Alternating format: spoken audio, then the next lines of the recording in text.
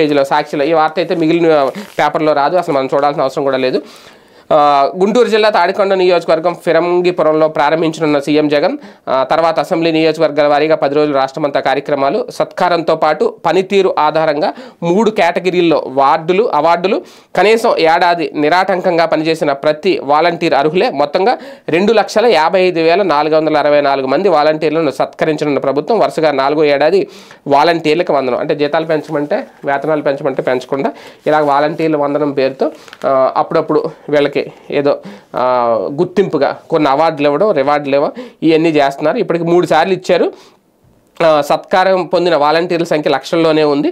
ఇప్పుడు 4వ ఏడాది దాదాపు 2,55,464 మంది ఇప్పుడు వాలంటీర్లు ఉన్నారంట. ఇందులో 997 మందికి ప్రత్యేక బహుమతులు ఇవ్వబోతున్నారు.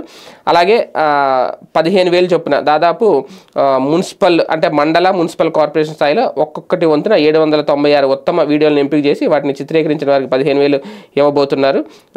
రకరకాల ఇందులో చాలా కేటగిరీలు ఉన్నాయి. 25,000 చొప్పున ఒక 26 మందికి, 20,000 చొప్పున కొంతమందికి. కాకపోతే ఇవన్నీ వాళ్ళని ప్రోత్సహించే ప్రయత్నం అయితే జగన్మోహన్ రెడ్డి గారు చేస్తున్నారు.